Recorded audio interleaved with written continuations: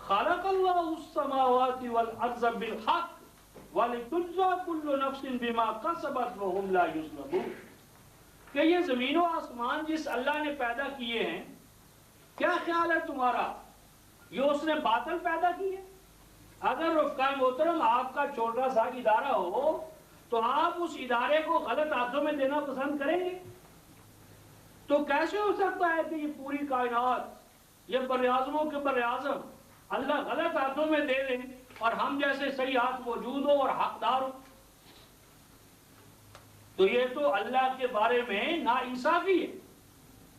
تو فرمایا کہ نہیں، وہ اللہ کیا ہے، اس نے حق کے ساتھ پیدا کیا ہے آسمان و زمین کو، اور اس لیے پیدا کیا ہے لِتُجْزَى كُلُّ نَفْسٍ بِمَا كَسَبَتْ، ہر قوم، ہر فرد جو عمل کرے اس عمل کا اسے بھرپور بدلہ دیا جائے، اور اس مسئلے میں ہم کسی پر کوئی ظلم نہیں کرتے، وَهُمْ لَا يُظْلَمُونَ۔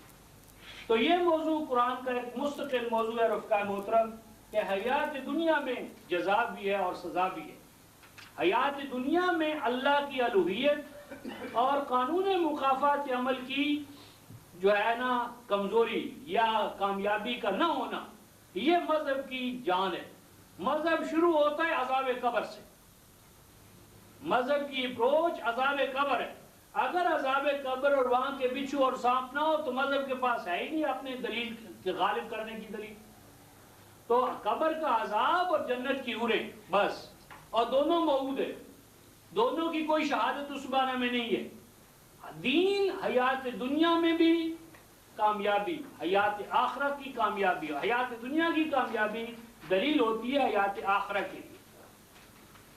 اس ضمن میں رفقائے محترم ایک چیلنج ایمان والوں کو قرآن نے پیش کیا تھا جسے ہم بھول چکے ہیں، اور حالانکہ ہم نے ابھی پڑھا تھا سورہ الانبیاء میں۔ تو سورہ الانبیاء میں یہ جو چیلنج تھا رفقائے محترم، وہاں سے دیکھ کر آگے الفرقان پہ آتے ہیں۔ سورۃ الانبیاء آیت 105، 21ویں سورہ، 21ویں سورہ آیت 105۔ یہاں بھی خارجی کائنات کو مشاہدے کی بنیاد بنایا گیا ہے، اور آیت 105 میں یوں ارشاد فرمایا وَلَقَدْ كَتَبْنَا فِي الزَّبُورِ مِن بَعْدِ الذِّكْرِ أَنَّ الْأَرْضَ يَرِثُهَا عِبَادِيَ الصَّالِحُونَ إِنَّ فِي هَذَا لَبَلَاغًا لِقَوْمٍ عَابِدِينَ۔ فرمایا بے شک ہم نے زبور میں، اس کتاب میں جو سیدنا داؤد علیہ السلام کو دی گئی، اس میں بنیادی احکامات کے دیے جانے کے بعد ہم نے یہ بات ثبت کر دی تھی، اور یہ ہر زبور نبی کو جو کتاب ملتی ہے وہ زبور ہوتی ہے۔ ہر نبی داؤد ہوتا ہے، دعوی یداوی مداوات، دوا دارو کرنے والا، علاج کرنے والا، ریمیڈیز کا حل تلاش کرنے والا، بلکہ حل پرووائڈ کرنے والا۔ تو یہ بات ہم نے طے کر دی ہے۔ وہ بات یہ ہے رفقائے محترم کہ ان الارض یرثها عبادی الصالحون، کہ زمین پر جب کسی قوم کو وراثت ملے گی، وہ وراثت مل نہیں سکتی جب تک کہ اس کے اندر صلاحیت نہ ہو۔ صلاحیت کے بغیر کسی قوم کو کچھ نہیں ملے گا، اور بر اعظموں کے بر اعظم مل جائے اور وہ غیر صالح ہوں، ناممکن۔ اور آگے قرآن نے کہا ہے رفقائے محترم ان فی ھذا لبلاغ لقوم عابدین، وہ قوم جو اپنے آپ کو کہتی ہم عبادت گزار ہیں اللہ کے، ان کے لیے یہ ایک چیلنج ہے کہ وہ اپنے آپ کو اس معیار پر پورا اترتا ہوا ثابت کرے، وہ ثابت کرے کہ وہ زمین کی وارث ہے۔ اگر زمین کی وارث نہیں ہے تو جتنی اس میں وراثت کی کمی ہے اتنی صالحیت کی کمی ہے۔ صلاحیت، عبادت اس امر کو لازم ٹھہراتی ہے کہ وہ زمین کے اوپر ان کا غلبہ ہو، تمکن و استخلاف۔ اور پھر صالحیت کے مفہوم کو بھی ہم نے چینج کر دیا، اس کو شرعی معنی پہنا دیے۔ میری دعا یہ تھی رفقائے محترم کہ غلبہ، سورہ آل عمران آیت 139 لا تخافوا ولا تحزنوا انتم الاعلون ان کنتم مؤمنین، یعنی ایمان کا لازمی معنی غلبہ ہے. اگر ایمان ہوگا اللہ والا تو اس کا لازمی نتیجہ امت کا آلون. اگر امت دعویٰ ایمان بھی کرے اور آلون نہ ہو تو یا ایمان میں گڑبڑ ہے یا آلون کا مفہوم تبدیل ہو گیا. تو کہنا میں نے یہ تھا رفقا محترم کہ جب نور آئے گا تو نور اپنے ساتھ فرقان کو لیے ہوئے ہوگا. نور سورہ آئی تو اپنے ساتھ فرقان لائی. نور آیا، حد امتیاز کرنے کی استعداد آئی، صلاحیت آئی. تو وہ جو نور کا فرقانیت کا فنکشن ہے اس کے اظہار کے لیے سورۃ الفرقان ہے. تو سورۃ الفرقان کا موضوع جو ہے بنیادی وہ یہ ہے کہ قرآن کے آ جانے کے بعد اب نبوتوں کا یا نبیوں کا جو قریہ بقریہ کو بکو مبعوث ہونا تھا وہ ختم. اب یہ عالمی سطح کا گویا سورج سمجھ لیں. اب انٹرنیشنل لیول پر اسی قرآن کی زیاتابیاں ہوں گی، ضیاء بخشیاں ہوں گی. اسی قرآن کے انوار و تجلیات سے یہ پوری کائنات جگمگائے گی.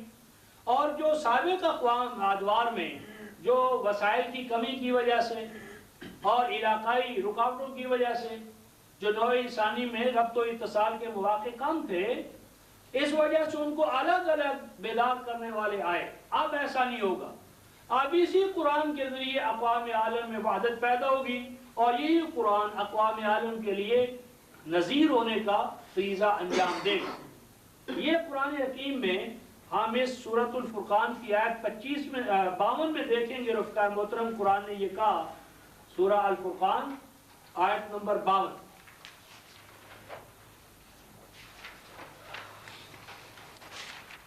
اکاون 52 دونوں دیکھتے ہیں. 51-52 سورہ الفرقان.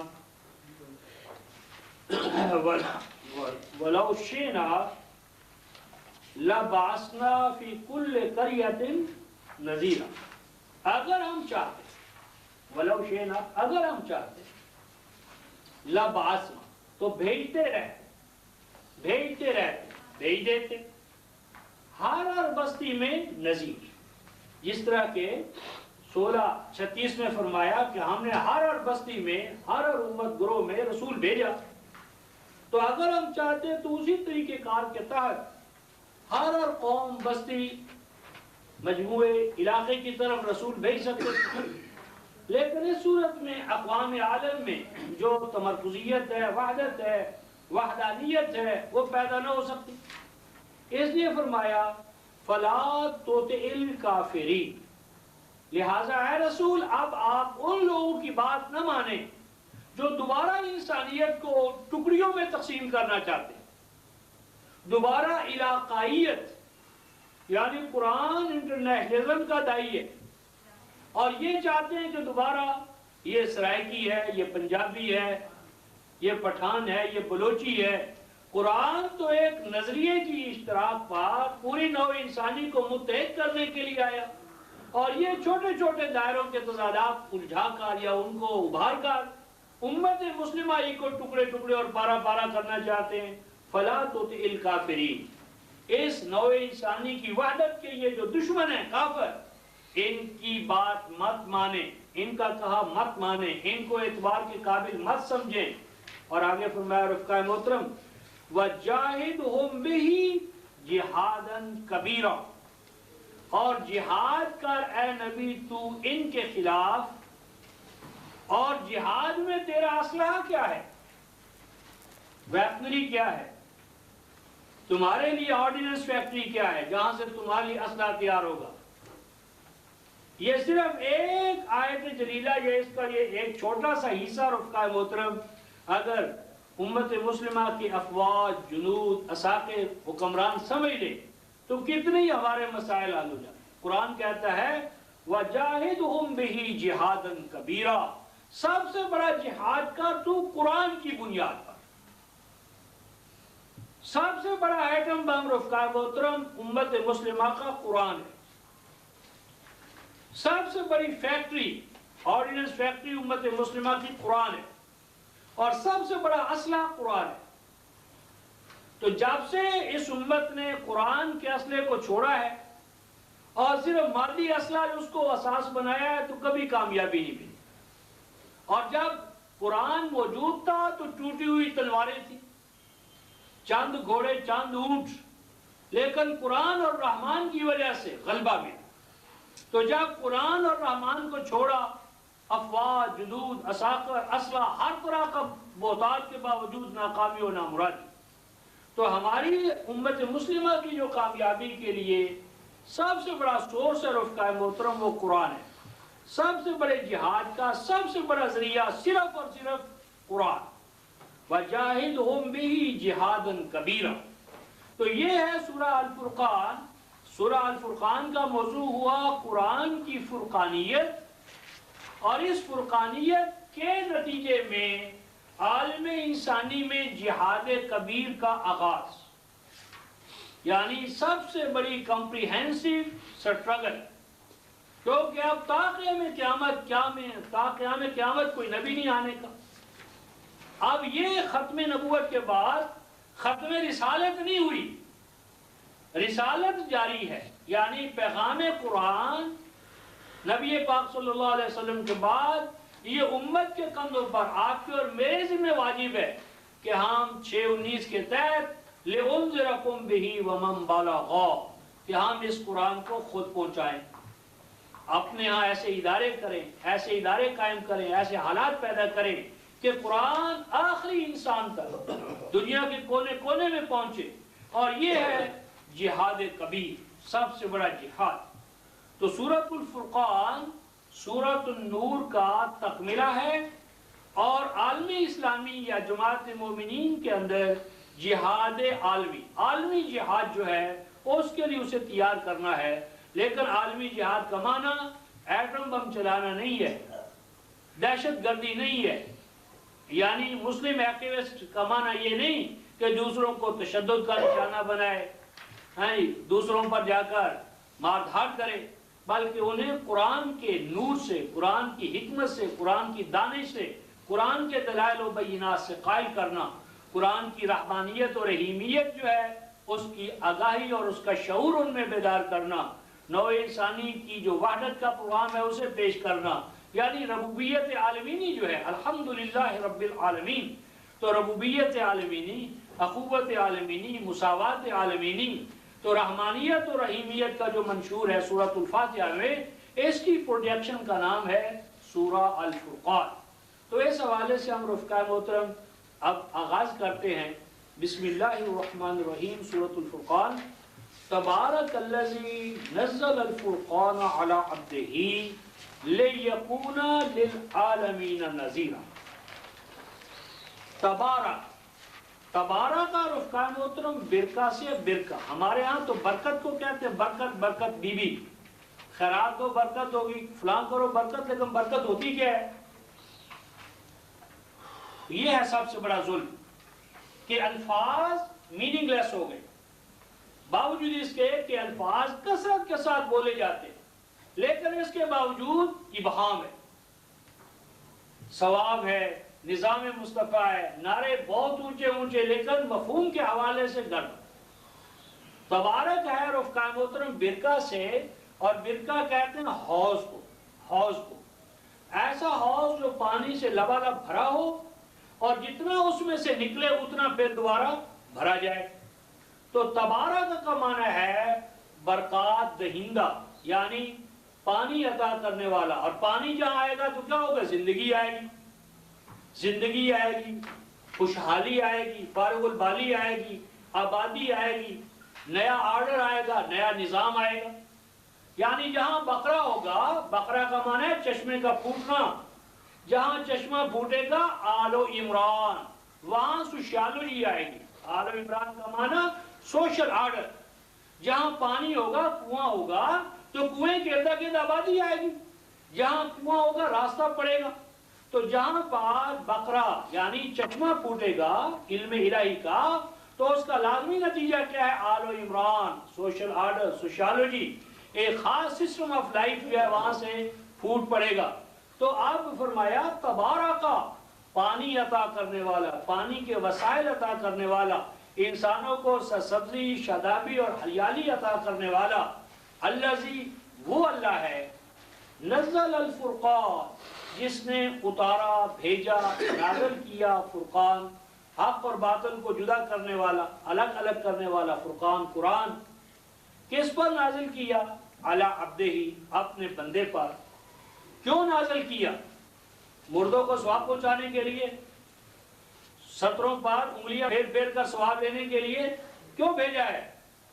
فلموں کا افتتاح کرنے کے لیے، دکانوں کا افتتاح کرنے کے کیوں بھیجا رفقائے محترم؟ اصول ہے قرآن فہمی کا بنیادی، قرآن کیا ہے کیا نہیں، کیوں ہے کس لیے ہے، کسی مولوی سے مت پوچھو، کیونکہ مولوی کا قرآن نہیں ہے، جس کا قرآن ہے اسی سے پوچھو۔ فاسأل بہ خبیرا، قرآن کے بارے میں رحمان سے پوچھ، کیونکہ جو مصنف ہے، جس کا قرآن ہے وہی تمہیں بتائے۔ تو قرآن والا رحمان کہتا ہے کہ اس نے اپنے بندے پر یہ قرآن کیوں نازل کیا؟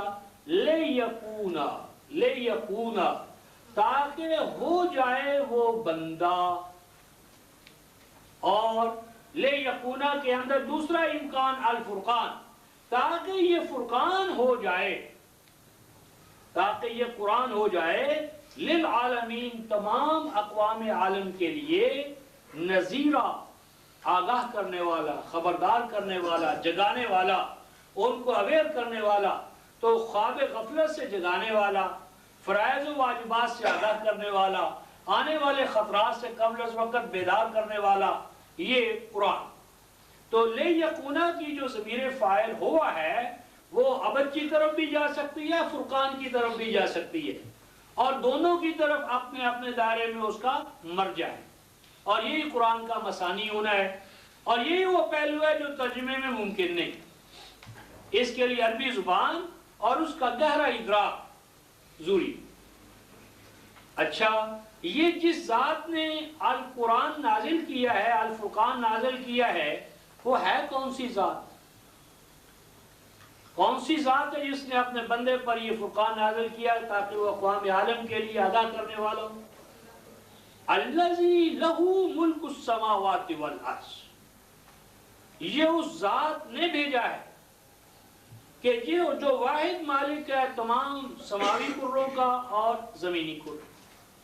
تو چونکہ آسمان و زمین کی ملکیت اللہ کے لیے ہے اور تم سب اس کے مملوک ہو، تو لازم ہے کہ جہاں تم کسی کے گھر میں جاؤ، کسی کے ادارے میں جاؤ، تو گھر اور ادارے والے کا فرض ہے کہ وہ تمہیں بتائے کہ یہاں کے قوانین کیا ہیں، ایٹیکیٹس کیا ہیں، آداب کیا ہیں، یہاں کا قانون کیا ہے، یہاں سزا کس پر ہے، جزا کس پر ہے، مالک کس چیز سے راضی ہوتا ہے، کس چیز سے ناراض ہوتا ہے۔ تو جب چھوٹے سے ادارے میں آپ جائیں تو وہاں آپ کو ان چیزوں کی آگاہی ضروری ہے، تو اتنے بڑے کائنات پست و بلند میں آپ آئیں اور کائنات پست و بلند کا مالک جو ہے وہ آپ کو آگاہ نہ کرے اپنے اقدار سے، نظام سے، اپنی پسند اور ناپسند سے، خوشی اور ناخوشی سے، مرضی اور عدم مرضی سے، تو کیسے ہو سکتا ہے؟ پس اس مالک الملک نے تمہیں اپنی پسند اور ناپسند سے آگاہ کرنے کے لیے یہ تمہیں الفرقان عطا کیا ہے،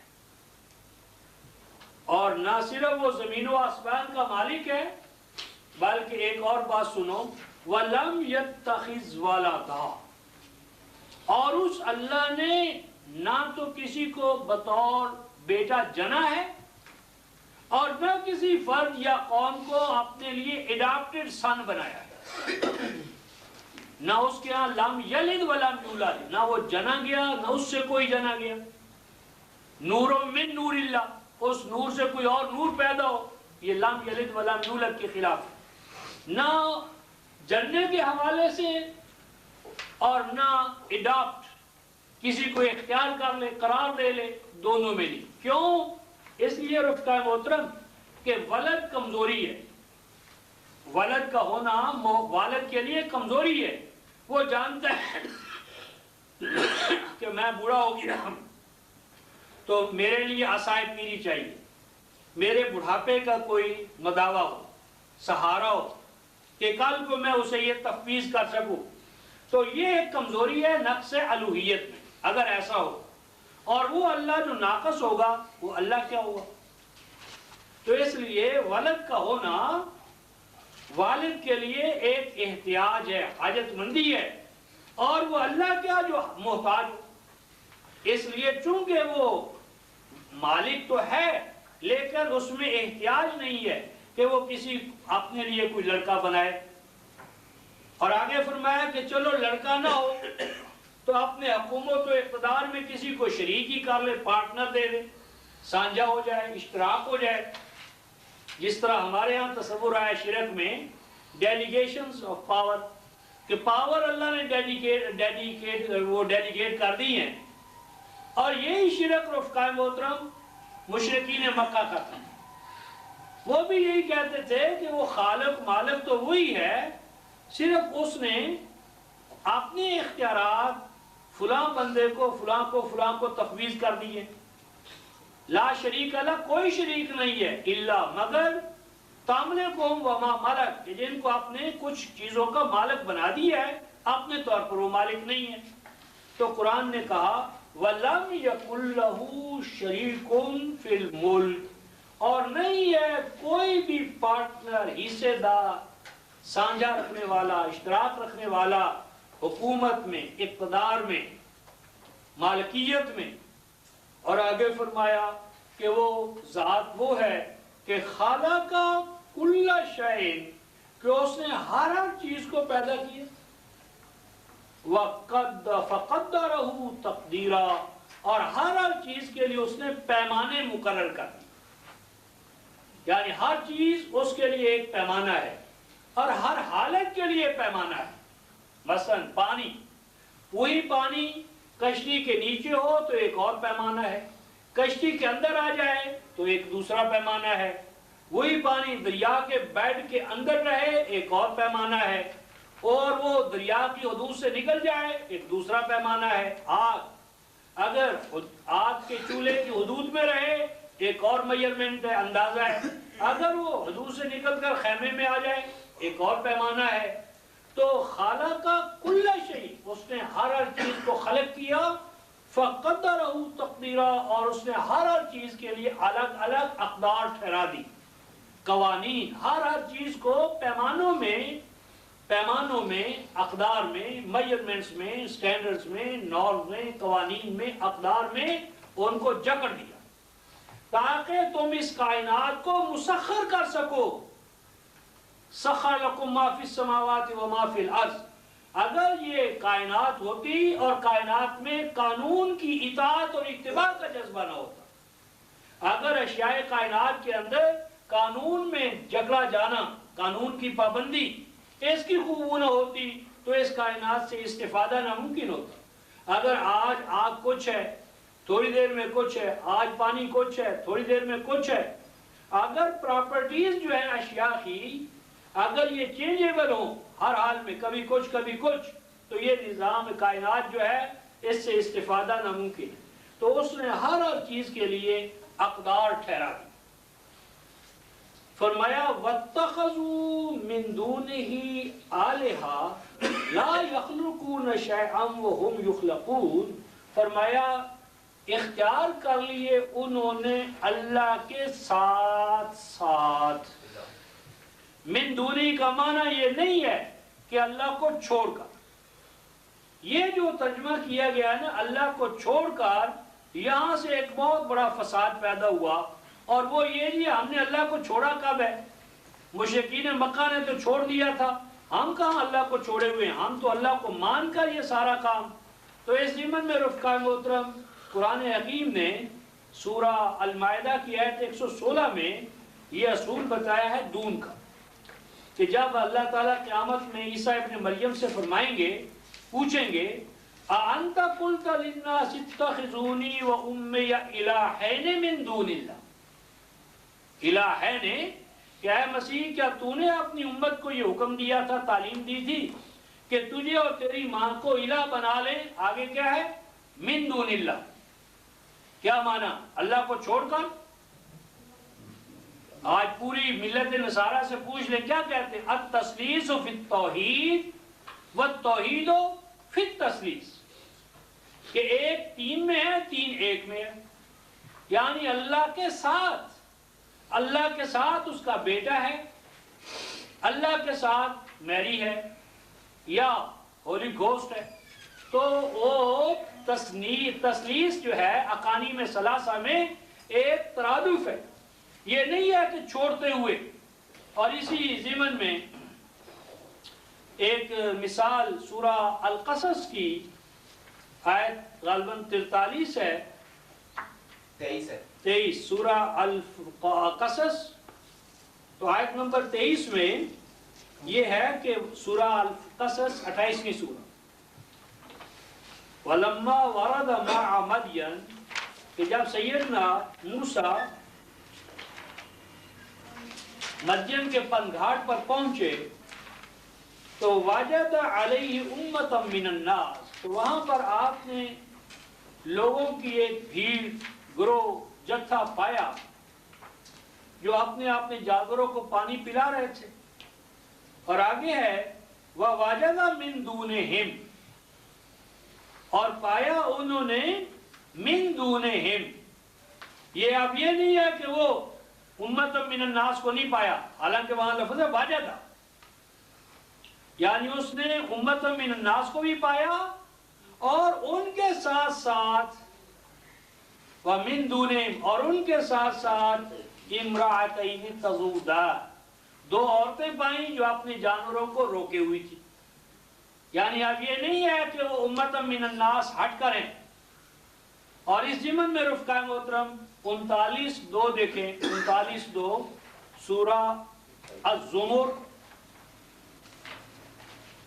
سورہ زمر 39 سورہ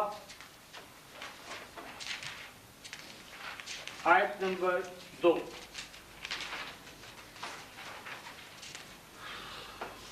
اِنَّا أَنزَلْنَا إِلَيْكَ الْكِتَابَ بِالْحَقِّ، اے رسول ہم نے آپ کی طرف دستور حیات الکتاب قرآن ایک حقانی مقصد کے پیش نظر نازل فرمایا.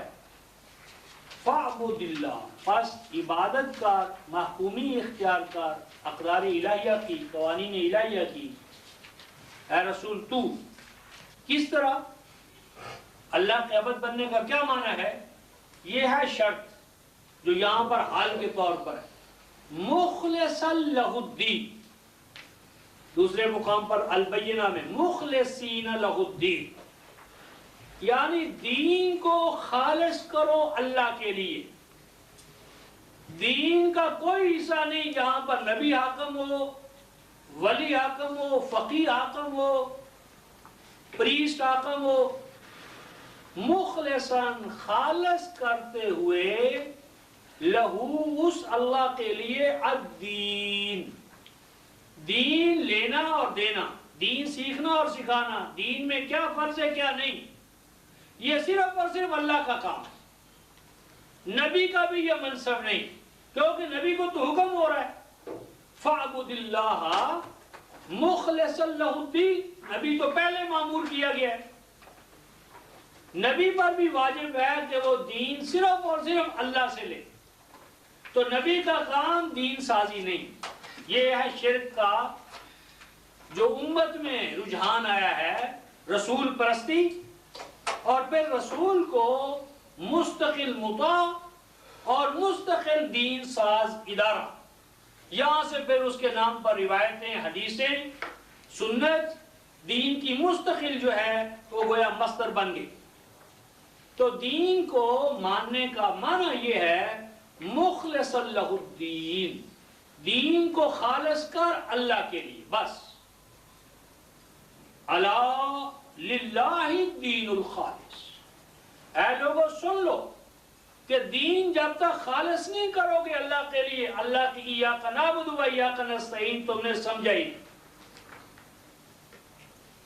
دین میں تثلیث، یہ فرض ہے، یہ سنت ہے، یہ نفل ہے، یہ اللہ کے لیے، یہ رسول کے لیے، فلاں کے لیے. الا للہ الدین الخالص، دین خالص، ہر طرح سے کٹ جاؤ اور ایک اللہ کے ساتھ جڑو. اور جڑنے کا طریقہ ہے اس کی الکتاب. والذین اتخذوا من دونہ اولیاء، اور فرمایا رہا حال ان کا جو پکڑ لیں گے یا پکڑ لے رکھا ہے انہوں نے، ماضی میں یہود اور نصارہ کے یہاں یہ تھا، اور آگے چل کر امت مسلمہ نے یعنی کوئی بات کی جو یہود و نصارہ میں تھی، تو وہ جو کر لیں گے اور جن نے کر رکھا ہے اللہ کے ساتھ ساتھ پکڑ رکھا ہے کن کو؟ اولیاء، ولیوں کو، کارسازوں کو، حاجت رواؤں کو، مشکل کشاؤں کو، دین بنانے والوں کو، دین، شریعت، فقہ، تو یہ جو بنا رکھے انہوں نے اولیاء، اور ان کی کرتے ہیں پوجا پاٹ، ان کے حلت و حرمت کے احکام، مستقل بذات مطاع ہونے کے احکام، یہ اللہ نے حرام کیا، یہ میں حرام کرتا ہوں، یہ اللہ کا حرام ہے، یہ رسول کا حرام ہے، تو حلت و حرمت میں رسول کا کوئی حق نہیں ہے۔ یہ قرآن کے الفاظ ہیں، یا ایھا النبی لم تحرم ما احل اللہ لک، سورہ 66 تحریم آیت 1۔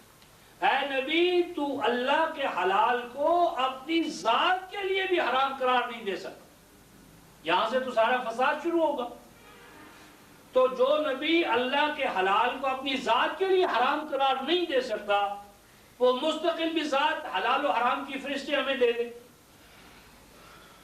فرمایا کہ جب ان سے پوچھا جائے گا کہ یہ تم کیا کرتے ہو، نبیوں کو، ولیوں کو، فقیہوں کو کیا تم نے یہ اختیارات دے رکھے ہیں، تو آگے سے کہتے ہیں ما نعبدہم، ان کی ہم جو پوجا پاٹ، عبادت، احترام، استحقاق جو کرتے ہیں، تو دیکھو ہم ایسا کیوں کرتے ہیں، کیوں کرتے ہیں، کیا اعلیٰ نیت ہے، کیا جی اعمال کا دار و مدار نیت پر ہے، نیت سے پہلے یہ شرط رفقہ محترم کہ وہ عمل مشروع ہو، اور اگر عمل فی ذات ہی باطل ہے تو نیت خالص باطل ہے، اعمال کا دار و مدار نیت پہ نہیں۔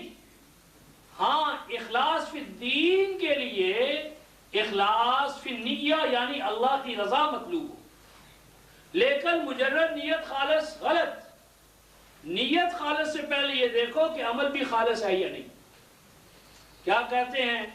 کہتے یہ تھے ہم تو یہ کام اس لیے کریں گے یا کرتے ہیں لِيُقَرِّبُونَا، تاکہ یہ ولی، یہ فقیر، یہ پیر خانے، یہ اس لیے ہم ان کے پاس آتے جاتے ہیں، ان کے ذکر اذکار کرتے ہیں، ان کی حکایتیں روایتیں پڑھتے پڑھاتے ہیں، لِيُقَرِّبُونَا، تاکہ ان کے پاس ہمارا آنا جانا، ان کی نظر نیازیں دینا، ان کی کتابیں پڑھانا، تاکہ ہمیں قریب کر دیں اللہ کے، اور زیادہ قریب کرنا، یعنی انہوں نے اللہ کو چھوڑا نہیں ہے، اللہ کو چھوڑ کر وہ یہ کام نہیں کر رہے، اللہ کو چھوڑیں تو اللہ کا قرب کیسے نصب لینو؟ تو کتنی خالص نیت ہے کہ ہمیں تو اللہ کا قرب چاہیے، ان کا مقام تو ہیلے وسیلے کا ہے۔ اللہ تعالیٰ فرماتے ہیں ان اللہ یحکم بینہم، ماضی میں بھی یہ اختلاف تھا، حال میں بھی ہے، اس اختلاف کے لیے ضروری تھا کہ اللہ فیصلہ دے، کہ اس اختلاف کا اللہ فیصلہ فرمائے۔ اللہ نے فیصلہ یہ فرمایا ان اللہ لا یہدی من ہوا کاذب کفار، یہ کاذب ہیں، کفار ہیں، لہذا مقام ہدایت سے گرے ہوئے یہ اللہ کا فیصلہ،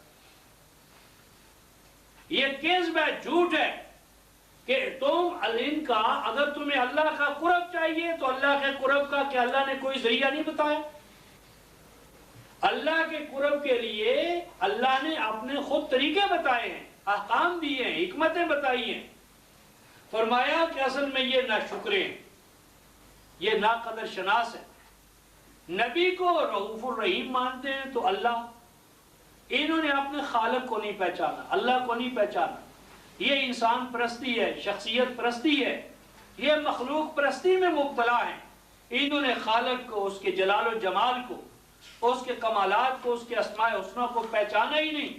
اسی لیے آگے ہم پڑھیں گے سورہ نوح میں ما لکم لا ترجون للہ وقارا وقد خلقکم اطوارا، اے لوگو انسانوں کے وقار کا تمہیں خیال ہے اور مالک الملک کے وقار کو تم نے پس پش ڈال دیا۔ بھول گئے ہو تم کہ تم نے مر کر کس کے سامنے جانا، جو تمہاری طرح اللہ کے حضور میں قیدیوں کی طرح پیش کیے جائیں گے، ان کے قیدی بن کر جانا چاہتے۔ تو یہ اختلاف تھا رفقائے محترم، اللہ نے فیصلہ فرما دیا کہ ان اللہ لا یہدی من هو کاذب کفار، یہ کذب ہے، یہ جھوٹ ہے، ریاکاری۔ تو اب ہم سورہ الفرقان کی آیت نمبر 3 پہ وَاتَّخَذُوا مِن دُونِهِ آلِهَةً، اللہ کے ساتھ ساتھ گھر لیے انہوں نے حاجت روا، مشکل کشا، کارساز، قانون، نظام اور شریعت عطا کرنے والے، حالانکہ لا یخلقون شیئا، ان سے پوچھو کہ کیا وہ کسی چیز کے خالق ہیں؟ اس میں دلیل یہ ہے کہ الوہیت اس کی جو خالق ہے، قانون اس کا جو خالق ہے۔ اے انسان بتا تیرا خالق کون ہے؟ کیا تو نبی کی مخلوق ہے، ولی کی مخلوق ہے؟ جس کی مخلوق ہے، جس کا تو گویا جو تیرا مینوفیکچرر ہے، قاعدہ یہ ہے رفقائے محترم کہ جو مشین ساز ہوتا ہے، مشین کو مشین ساز کی ہدایات کے مطابق چلانا مشین کے لیے اور جس کی وہ تعویل میں اس کی بہتری کا باعث بنتا ہے، اور مشین کو مشین ساز کی ہدایات سے ہٹانا مشین کے لیے اور جس کے لیے مشین دونوں کے لیے ہلاکت کا باعث بنتا ہے۔ اگر ہم گاڑی کو بنانے والے کی ہدایات کے مطابق نہ چلائیں گے، گاڑی کا ستیہ ناس اور گاڑی میں سوار سواریوں تباہ و برباد۔ قرآن کہتا ہے الا یعلم من خلق الا لہ الخلق والامر، کیا لوگوں جو خالق ہے اسی کو عامر مانو، جو خالق ہے وہی تمہارا حاجت روا ہے، مشکل کشا ہے، تمہیں نظام عطا کرنے والا ہے، قوانین اور اقدار عطا کرنے والا ہے۔ ان سے پوچھو لا یخلقون شیئا، نبی ہو، ولی ہو، فقیہ ہو، ان میں سے کوئی ہے کہ جس نے انہیں خلق کیا؟ بلکہ فرمایا وہم یخلقون، وہ تو خود خلق کیے گئے، وہ تو پیدا کیے گئے، نبی ہوں، ولی ہوں، فقیہ ہوں، قانون ساز جتنے بھی ہیں، آپ کے پارلیمنٹ کے ارکان ہوں، وہم یخلقون، وہ تو ہمارے پیداوار ہیں، ہمارے ووٹوں سے پیدا ہوتے ہیں، تو ہمارے ہی ووٹوں سے پیدا ہونے والے ہماری حاجت روا مشکل کشا قانون ساز ہم ہی جیسے۔ تو فرمایا وہم یخلقون، وہ تو جن کو یہ بنا بیٹھے ہیں وہ تو خود مخلوق ہیں، محتاج ہیں۔ اور آگے فرمایا وَلَا يَمْلِكُونَ لِأَنفُسِهِمْ ضَرًّا وَلَا نَفْعًا، فرمایا کہ وہ تو اپنے نفع اور اپنے نقصان کے بھی خود مالک نہ تھے۔ نفع نقصان اللہ کے ٹھہرائے ہوئے قوانین سے تھا۔ وَلَا يَمْلِكُونَ مَوْتًا وَلَا حَيَاةً وَلَا نُشُورًا، اور ان میں سے کوئی بھی خود اپنی موت، اپنے بیٹے کی موت، اپنی بیوی کی موت، اپنی بیٹیوں کی موت، کسی کو وہ روک نہ سکا، نبی ہو، ولی ہو، اپنے اوپر سے موت کو دور نہ کر سکا۔ تو ان میں سے کوئی بھی نہ موت کا مالک، نہ دوبارہ اٹھانے کا مالک، نہ خود اپنے اٹھائے جانے پر قائم۔ اس ضمن میں رفقائے محترم دو ایک مقامات دیکھتے ہیں جہاں سے یہ فساد آیا امت میں۔ سورہ الاعراف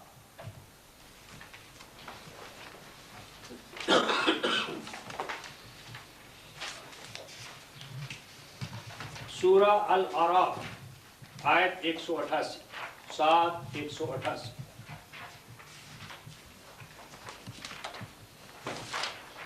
سب سے بڑا یہ شرک جو آیا تو نبی کے حوالے سے آیا، پھر ولی، چھوٹے بڑے سب شامل کر لیے گئے۔ نبی کا اپنا اعلان جو اللہ نے اس کی زبان سے کروایا، قرآن میں محفوظ کیا گیا آپ کی اور ہماری رہنمائی کے لیے۔ سورہ الاعراف آیت 188، قل اے رسول اعلان کر۔ یہ جہاں بھی قل اے رفقائے محترم بہت اہمیت کے، ہر قرآن کا مقام اہمیت کا طالب ہوتا ہے۔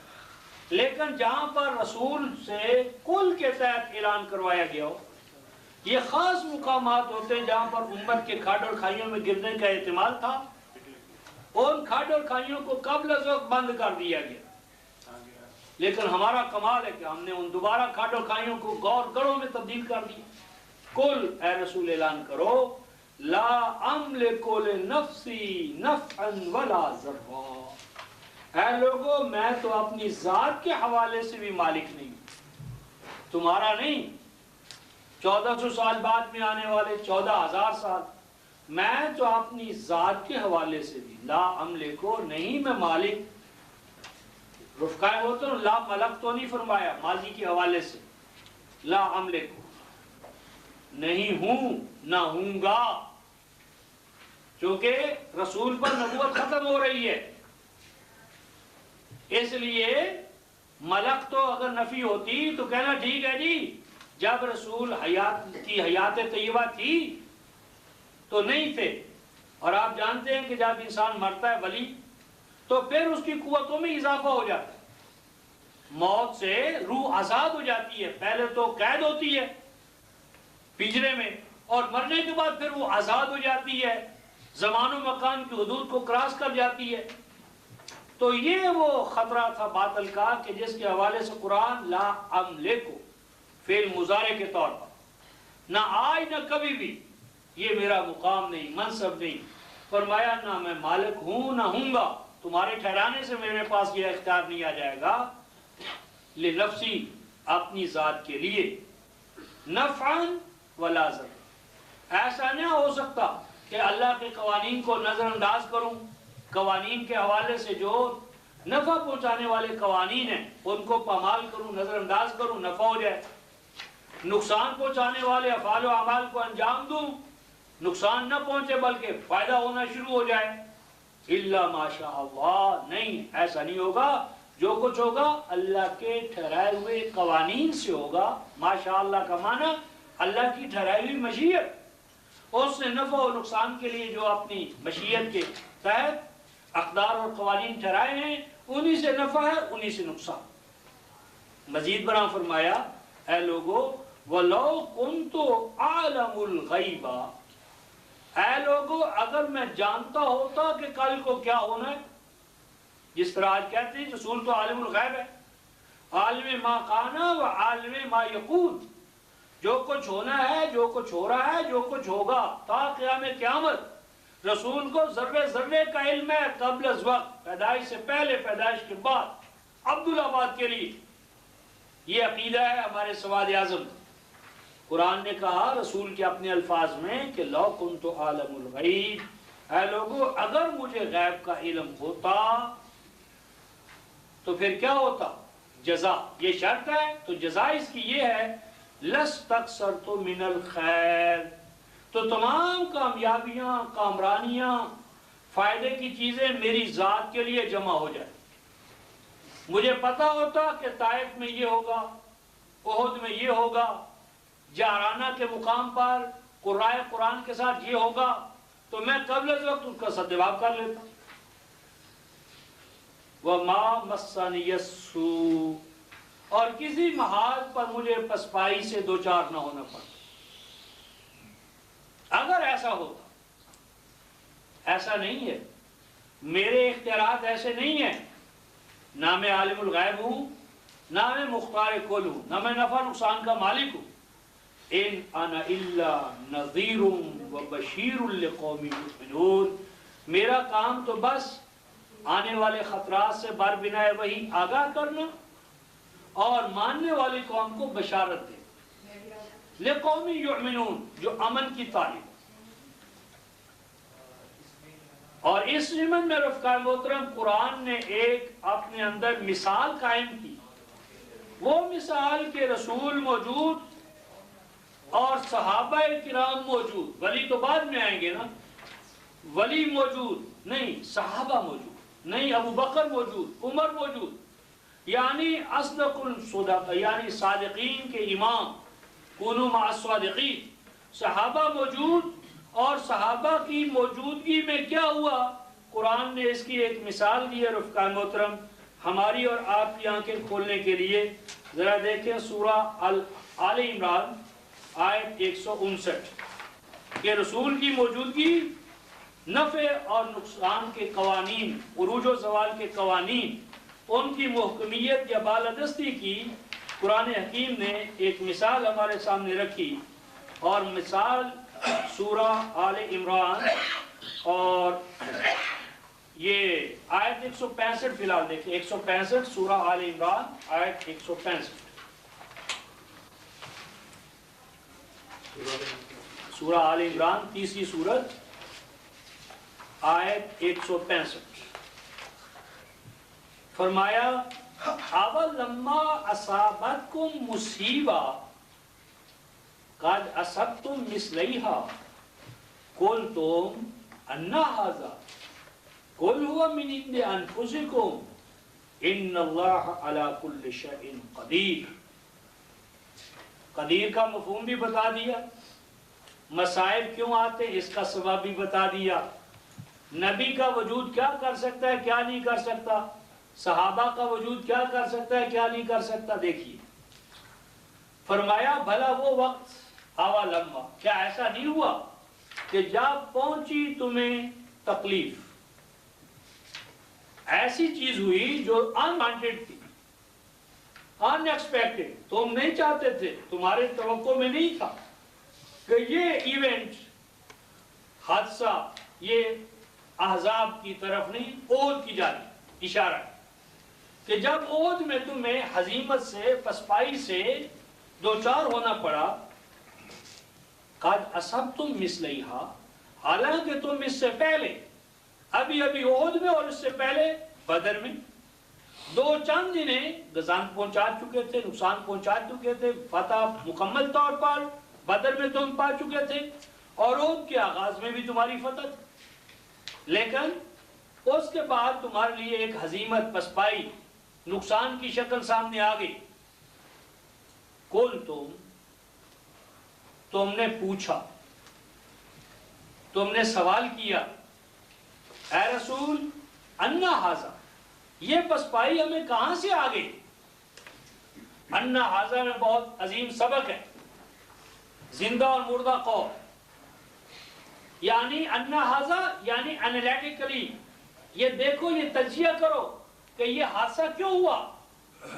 کوئی بھی نقصان، کوئی بھی انوانٹڈ سچویشن پیدا ہو تو سوچو انا ھذا کیوں ایسا ہو گیا، تجزیہ کرو، سوال کرو، اس کی حکمت اور علم تلاش کرو تاکہ آئندہ کے لیے اسے بچ سکو۔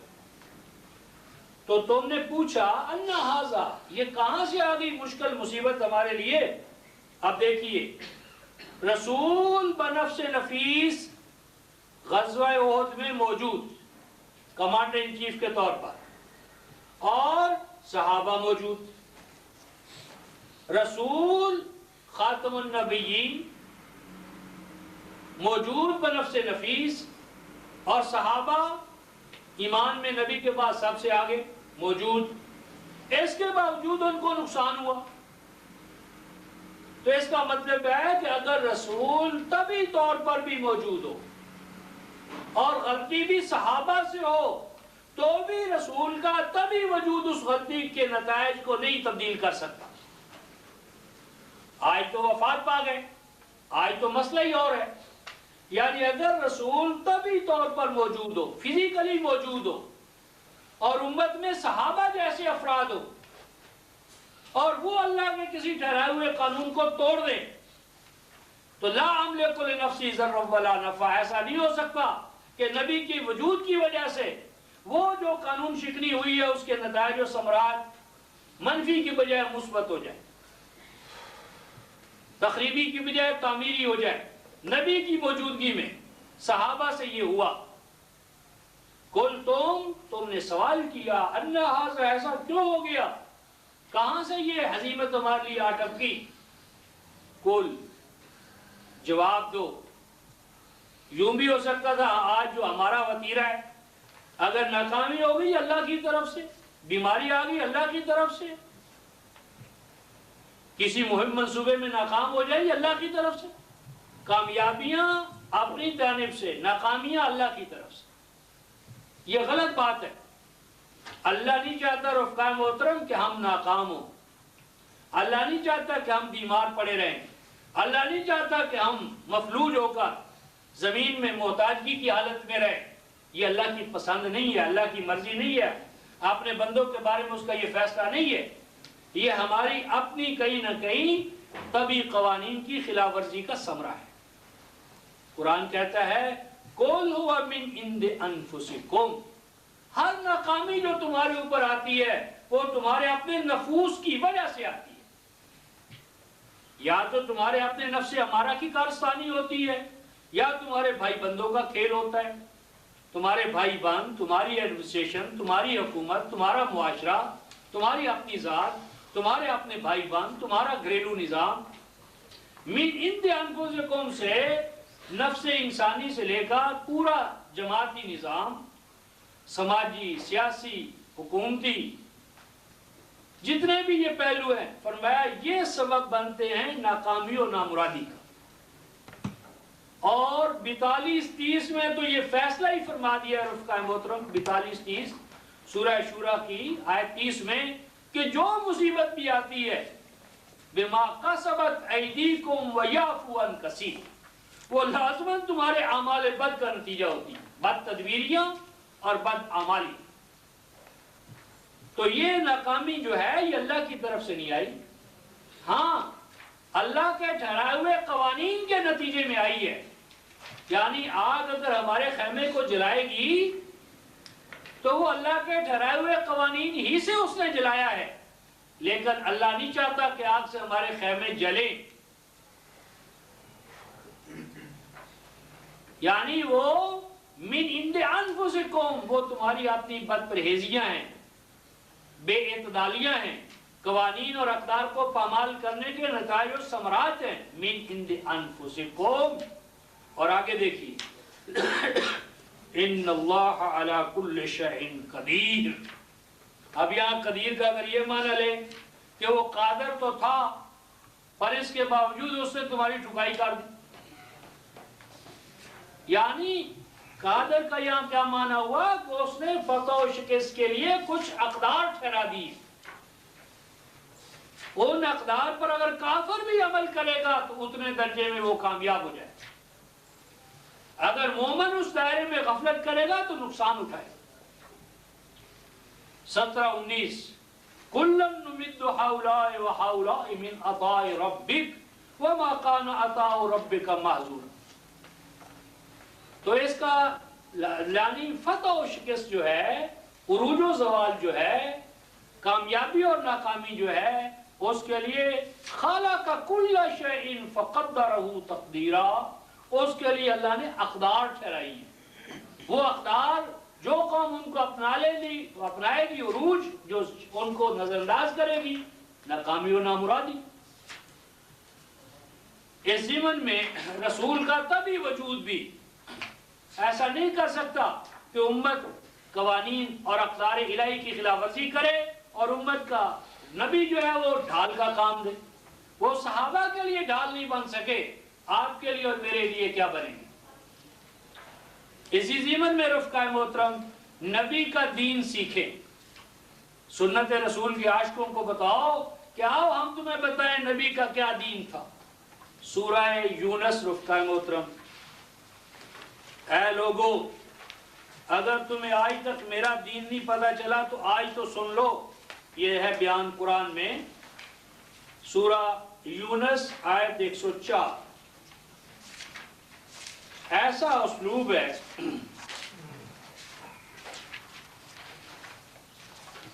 اسلوب آیت 104 قُلْ يَا أَيُّهَا النَّاسِ، اے لوگو، کہہ اے رسول اعلان کر، یا ایوہ الناس، اے لوگو، ان کنتم فی شک من دینی، اگر آج تک تمہیں نہیں پتہ چل سکا کہ میرا دین کیا ہے، میں کس نظام حیات اور کن اقدار حیات کو مانتا ہوں کن کو نہیں مانتا، اگر آج تک نہیں پتہ چلا تو آؤ آج میں تمہیں بتا دیتا ہوں. دین الرسول اس یعنی پیراگراف کا یا اس یونٹ کا سورہ یونس میں، یہ یونٹ جو آخری یونٹ ہے اس کا عنوان کیا ہے؟ دین الرسول. رسول اپنے دین کا ڈکلریشن دے رہے، میرا دین تو بھائی یہ ہے. اب رسول کا دین اگر آئینے کی طرح سامنے آ گیا اور ہمارا دین اس سے ہٹ گیا تو سنت کہاں رہی رسول والی؟ دین ہی الگ ہو گیا تو سنت کہاں رہے گی؟ میرا دین جاننا چاہتے ہو تو یہ تو عنوان ہے، تو یہ لمبا عنوان ہے. ہم صرف موضوع کی مناسبت سے آیت 107 پہ آ رہے ہیں. سورہ یونس آیت 107.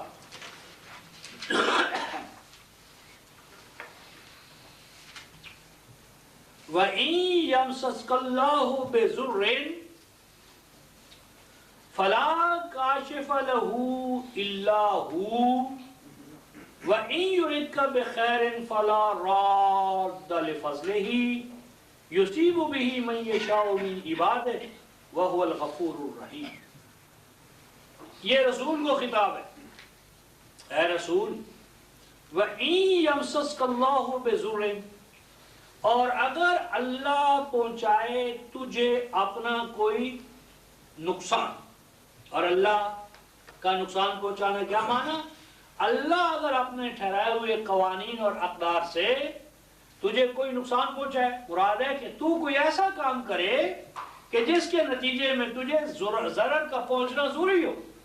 یعنی اگر تو میرے قوانین کو توڑے، سنت اللہ کا انکار کرے، سنت اللہ کا غلط استعمال کرے، سنت اللہ کے بارے میں عدم توجہ کا اگر تو ہو جائے مرتکب، تو پھر کیا ہوگا؟ فَلَا كَاشِفَ لَهُ إِلَّا هُ. جس طرح لا الہ الا اللہ یہ تالا لگا ہوا ہے، توڑا نہیں جا سکتا اسے. فَلَا كَاشِفَ لَهُ إِلَّا هُ. تو وہ ضر، وہ بیماری، وہ تنگدستی، وہ ناکامی، وہ نامرادی جو میرے قوانین کو توڑنے یا چھوڑنے کی وجہ سے تجھے پہنچے، فَلَا كَاشِفَ لَهُ إِلَّا هُ. کوئی قبر والا، کوئی مزار والا، کوئی زندہ، کوئی مردہ، کوئی چھوٹا کوئی بڑا، کسی میں طاقت نہیں ہے. فَلَا كَاشِفَ لَهُ إِلَّا هُ، سوائے اسی اللہ کے قوانین کی طرف رجوع کرنے سے وہ بیماری دور ہوگی، وہ زور دور ہوگا، وہ ناکامی و نامرادی دور ہوگی، وہ زوال عروج میں تبدیل ہوگا تو صرف اور صرف اس اللہ کے ٹھہرائے ہوئے قوانین سے. رگڑ لو ماتھے، قبروں پر، مزاروں پر چڑھا لو چادریں، بنا لو سونے اور چاندی کے ان کے دروازے، گلاب کے عرق سے دھو لو ان کو، کچھ نہیں بنے گا. قاعدہ بتا دیا، إِن يَمْسَسْكَ اللَّهُ بِضُرٍّ فَلَا كَاشِفَ لَهُ إِلَّا هُوَ. اللہ کے اس فَلَا كَاشِفَ لَهُ إِلَّا هُوَ کا جو محکم اس کو ٹھکرا دے اور عاشق رسول ہو. فرمایا وَإِن يُرِدْكَ بِخَيْرٍ فَلَا رَادَّ لِفَضْلِهِ، اور اگر تو اس کے قوانین پر چلے اور اس کے نتیجے میں تجھے خیر پہنچے، نفع پہنچے، کامیابی ہو، تو دنیا کی کسی طاقت میں یہ طاقت نہیں ہے، شرق و غرب میں کوئی نہیں ہے جو اللہ کے قوانین کے خوشگوار نتائج و ثمرات کو تجھ سے دور لے جائے. لا راد، تو اسے ہٹا دے، تو اسے دور کر دے. نہیں، ایسا ممکن نہیں. یصیب بہ من یشاء من عبادہ، جو بھی اس کے بندوں میں سے چاہتا ہے کہ اس کو خوشگوار نتائج و ثمرات ملیں، اسے چاہیے کہ وہ اپنی مشیت کو اللہ کی مشیت کے مطابق ڈھال لے. وَهُوَ الْغَفُورُ الرَّحِيمُ، اللہ تو ہے ہی اپنی حفاظت میں لینے والا اور بلا مزد و معاوضہ اپنی رحمت سے نوازنے والا. فرمایا قُلْ يَا أَيُّهَا النَّاسِ، اے لوگو، اے رسول اعلان کر کے اے لوگو، قَدْ جَاءَكُمُ الْحَقُّ مِنْ رَبِّكُمْ، اے لوگو پہنچ گیا تمہارے پاس حق تمہارے رب کی جانب سے. قرآن آ گیا. قرآن نے اپنا دین رحمان والا تمہیں بتا دیا، اور رسول کا بھی یہی دین ہے جو تمہیں کھول کھول کر بتا دیا۔ فَمَنِ اهْتَدَىٰ فَإِنَّمَا يَهْتَدِي لِنَفْسِهِ، تو جو کوئی تو اس حق والے دین پہ قائم ہو گیا تو اس کا فائدہ اس کی اپنی ذات کو ہوگا، اور وَمَنْ ضَلَّ، اور جو کوئی قرآن کے آ جانے کے بعد، قرآن کو سن لینے کے بعد، قرآن کو پڑھ لینے کے بعد قرآن والا راستہ نہ اختیار کرے، قرآن والا دین اختیار نہ کرے، رسول والے دین کو نہ اپنائے، فَإِنَّمَا يَزِلُّ عَلَيْهَا، تو وہ کھڈ اور کھائیوں میں ضرور گرے گا، وہ ناکام و نامراد ہو کر رہے گا۔ ٹھیک ہے، یہاں تو ہم تیرے قرآن پہ نہیں چلیں گے، خالی ذلت رسوائی، لیکن آخرت میں تو آپ ہمارے شفیع ہوں گے نا، شفیع المذنبین، آپ آخرت میں تو ہمیں چھڑا لیں گے نا۔ تو رسول قبل از وقت ہمیں بتا رہے ہیں، کیا بتاتے ہیں رفقا محترم؟ وَمَا أَنَا عَلَيْكُمْ بِوَكِيلٍ، تم شفیع کہتے ہو، میں تو تمہارا وکیل بھی نہیں بنوں گا۔ وَمَا أَنَا، اور نہیں ہوں گا میں، نہیں ہوں میں تمہارا کسی بھی درجے میں وکیل۔ اللہ کا قرآن اگر تم چھوڑ دو، رسول کو اپنا وکیل جانو، یہ نفی ہے قرآن۔ وما انا علیکم بوکیل، اچھا جی قرآن سن لیا، سنا دیا، لیکن سواد اعظم نہیں مانتا، باپ نہیں مانتا، بیٹا نہیں مانتا، گھر والے نہیں مانتے، محلے والے نہیں مانتے، ہم کیا کریں؟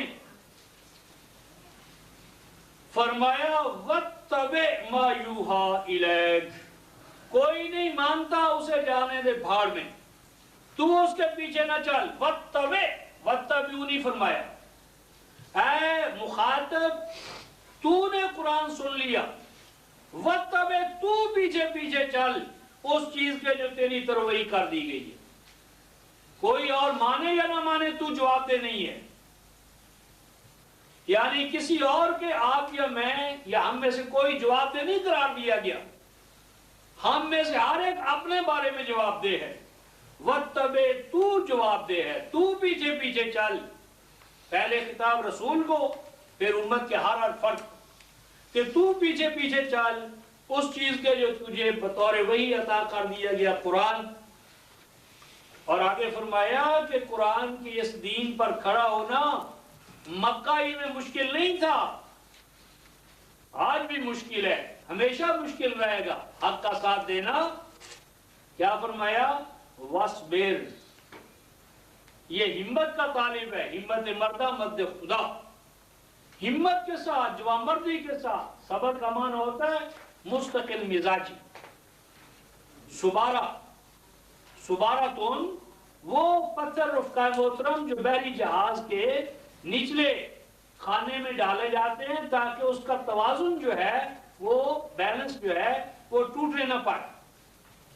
کسی بھی چیز کے توازن کو برقرار رکھنے کے لیے، یا کجاوا جب ہوتا ہے تو کجاوے میں دونوں طرف سواریاں بٹھا دی جاتی ہیں، تو بعض اوقات ایسا ہوتا ہے کہ سواریوں کا توازن قائم نہیں ہوتا، برابر نہیں ہوتا، تو جو برابر نہیں ہوتا تو پتھر ڈال دیتے ہیں، کوئی وزن ڈال دیتے ہیں، کوئی چیز ڈال دیتے ہیں، ایسی چیز کو سبارہ کہتے ہیں۔ وَاصْبِرْ کا معنی ہے کہ آپ نے توازن کو برقرار رکھا، تجھے مشتعل کریں گے، تجھے گالیاں دیں گے، تجھے اوپر فتوے لگائیں گے، تجھے بددین قرار دیں گے، بدعتی نہیں، وہابی نہیں، پتہ نہیں کیا کچھ کہیں گے، تو وَاصْبِرْ